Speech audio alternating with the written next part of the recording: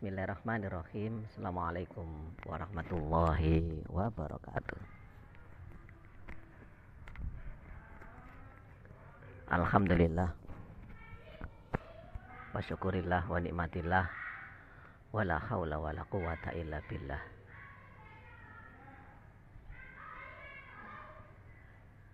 Kaum muslimin wal muslimat rahimakumullah. Ibadah membawa berkah.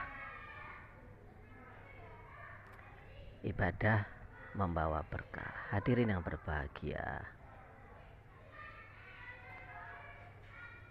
kita juga mungkin mengetahui bahwa ibadah-ibadah yang kita lakukan, ibadah-ibadah yang diperintahkan oleh Allah Subhanahu wa Ta'ala itu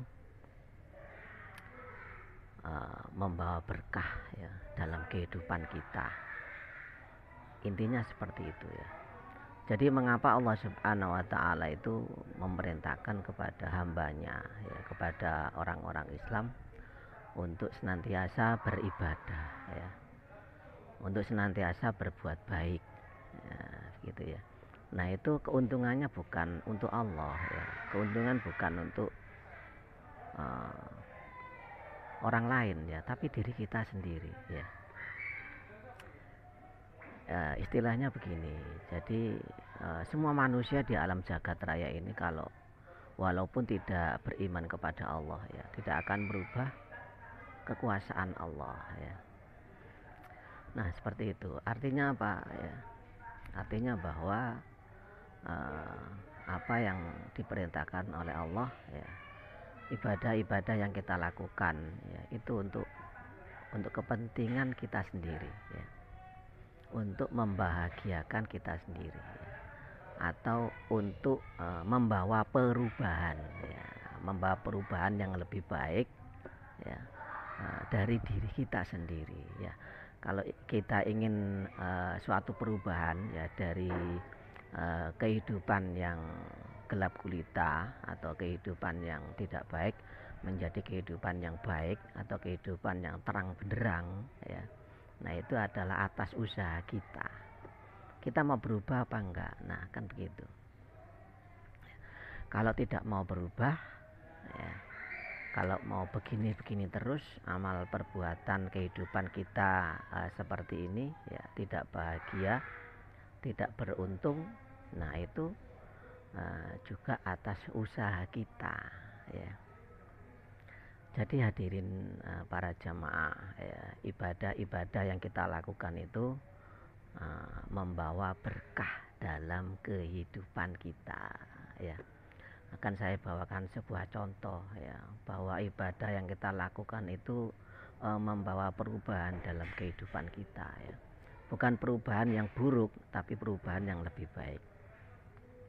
Contohnya ibadah sholat ibadah sholat. Nah itu kan ibadah yang paling penting ibadah yang paling utama, ibadah yang paling besar dalam kehidupan kita daripada ibadah-ibadah yang lainnya Jadi intinya ibadah sholat itu adalah ibadah yang sangat mempengaruhi, sangat-sangat sekali ibadah yang paling utama, ibadah yang paling besar dalam kehidupan kita yaitu sholat Nah di dalam surat Al-Ankabut ayat 45 Allah Subhanahu wa Ta'ala berfirman Utslu ma uhiya ilaika minal kitab wa aqimis sholah inna sholata tanha 'anil fahsya'i wal munkar wa la dzikrullah akbar wallahu ya'lamu ma tasna'un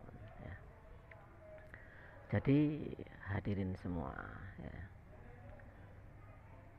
kita diperintahkan oleh Allah Subhanahu wa Ta'ala untuk membaca firman-firman Allah Kemudian yang kedua yaitu mendirikan sholat mendirikan sholat 5 waktu dengan tujuan apa? Inna sholata tanha 'anil fahsya'i wal munkar Supaya apa? Supaya diri kita ini ada tameng ada benteng ada benteng sehingga terhindar dari perbuatan-perbuatan yang tidak baik, perbuatan-perbuatan yang buruk. Nah, seperti itu. Ya. Nah, ini janji Allah sendiri yang mengatakan seperti itu. Ya, janji Allah itu hak. Inna sholata tanha anil fahsya'i wal munkar. Sesungguhnya sholat itu mencegah perbuatan baik, mencegah perbuatan yang keji dan mungkar, ya. Menghindarkan diri kita dari perbuatan keji dan mungkar, ya. Intinya terhindar dari perbuatan-perbuatan yang tidak baik, ya.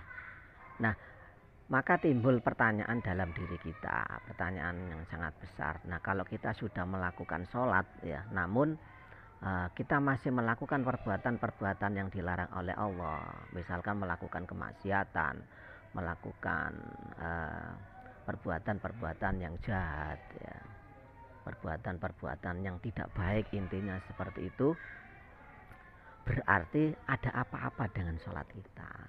Nah, seperti itu. Karena apa?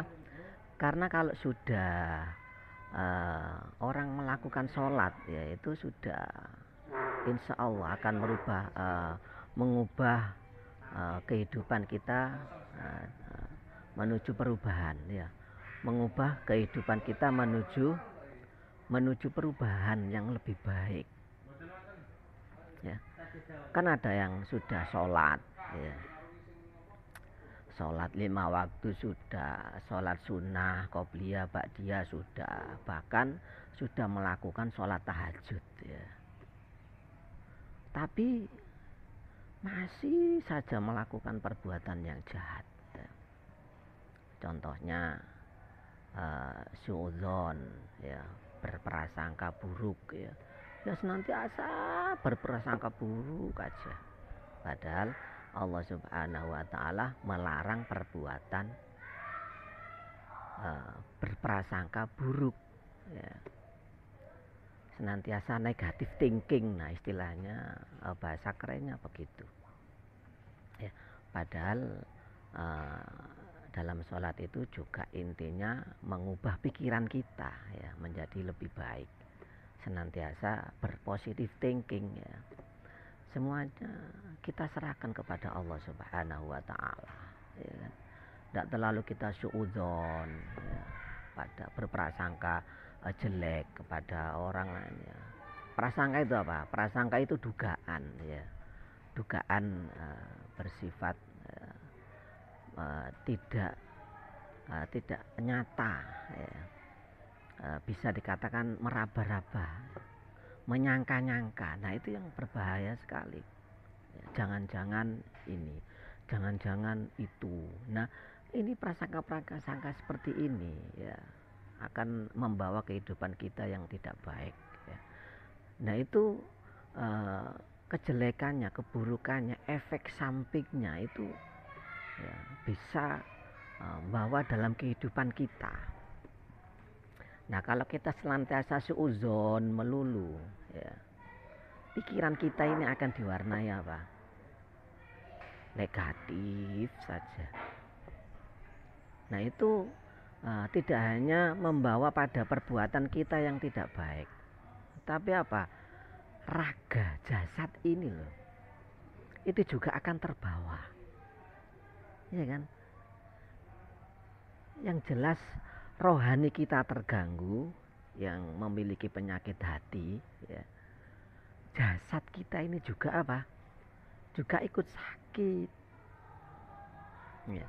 Kalau suudzon melulu berprasangka buruk negatif aja, nah, jiwa kita ini, badan kita, tubuh kita juga akan merasa sakit, ya. Contohnya bisa hipertensi, darah tinggi, ya kan? Seperti itu. Akhirnya apa? Bisa penyakit stroke. Nah, hal-hal seperti itu berawal dari suatu keremehan, ya. Berawal dari suatu hal-hal yang kecil, ya. Hal-hal yang kecil, perbuatan-perbuatan yang kecil, yang buruk, sifatnya jelek, tapi remeh. Hal yang kecil sekali, ya, sepele, ya. Namun selalu dilakukan akan menjadi suatu kebiasaan yang tidak baik. Nah, ini yang berbahaya, ya. Jadi penyakit itu, hadirin para jamaah, ya, tidak 100% karena pola makan, ya. Tapi apa juga pola pikir. Nah, itu pola makan dan juga pola pikir ya. Bisa jadi gaya hidup. Nah, itu juga menjadi sumber dari segala macam penyakit ya. Menurut medis yang pernah saya dengar ini ya. Saya bukan ahli medis ya. Pola makan itu hanya 20%, bener nggak? Nah, yang selebihnya itu adalah pola pikir kita. Nah, itu ya kan. Pola makan hanya 20%, sedangkan 80%-nya itu ya ada pola pikir, ada gaya hidup ya. Nah, seperti itu. Ternyata pikiran kita ini harus kita mindset ya, sebaik-baiknya. Mindset apa? Senantiasa kebaikan ya. Jangan negatif thinking, tapi apa? Positive thinking ya. Ya, ini hanya sekedar suudzon aja. Pak masalah suudzon. Contoh, ini harus sebuah contoh ya. Masih banyak perbuatan-perbuatan yang dilarang oleh Allah Subhanahu wa ta'ala akibat daripada ibadah kita yang tidak membawa keberkahan di dalam kehidupan kita ya.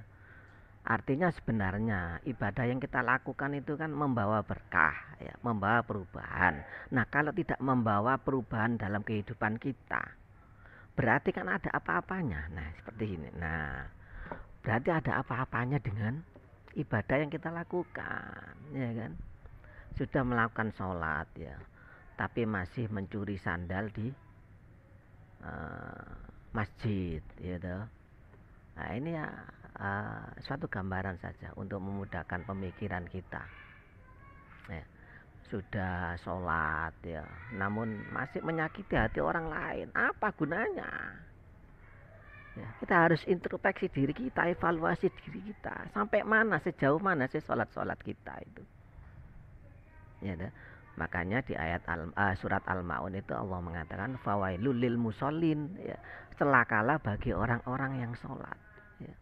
Artinya apa? Sudah melakukan sholat ya, tapi sholatnya itu tidak membawa perubahan bagi kehidupan kita ya dah. Maka Allah mengatakan, melanjutkan alladzina hum an sholatihim sahun. Karena apa? Karena ia lalai di dalam sholatnya ya. Artinya apa? Sholatnya itu ya, dibuat. Walaupun kita nggak main-main dalam sholat itu ya, tapi mungkin kurang khusyuk ya. Mungkin bacaan-bacaan kita yang kurang sempurna ya kan. Mungkin gerakan kita yang kurang tumaknina ya, kurang pas ya. Mungkin waktu yang kita lakukan ya, itu tidak pas ya. Senangnya menunda-nunda waktu sholat. Nah, seperti itu ya kan. Nah, harus kita sadari, mungkin sholat kita banyak tidak khusyuknya ya kan. Nah, ini tanda tanya bagi kita, kenapa dengan sholat kita ya toh. Mestinya dengan kita melakukan sholat itu akan membawa perubahan di dalam kehidupan kita, namun tidak ya, tidak membawa perubahan dalam kehidupan kita. Berarti ada apa-apa dengan ibadah yang kita lakukan. Nah, oleh sebab itu kita harus introspeksi diri ya. Semua ibadah yang kita lakukan itu membawa berkah ya, membawa berkah dalam kehidupan kita, membawa rahmat ya dalam kehidupan kita, sehingga kehidupan kita ini semakin lebih baik ya, semakin lebih baik ya. Nah, insya Allah seperti itu hadirin para jamaah ya. Mungkin ini saja yang bisa saya sampaikan pada hari ini. Semoga bermanfaat ya, dan mampu kita amalkan, kita praktekkan dalam kehidupan kita, dan kita menjadi orang-orang yang lebih baik ya. Subhanakallahumma bihamdika asyhadu an la ilaha illa anta astaghfiruka wa atubu ilaik. Rabbana atina fid dunya hasanah wa fil akhirati hasanah wa qina adzabannar. Wa qina adzabannar. Wa sallallahu ala Muhammad wa ala alihi wasallam. Subhana rabbika rabbil izzati amma yasifun wa salamun alal mursalin walhamdulillahi rabbil alamin. Amin ya rabbal alamin. Assalamualaikum warahmatullahi wabarakatuh.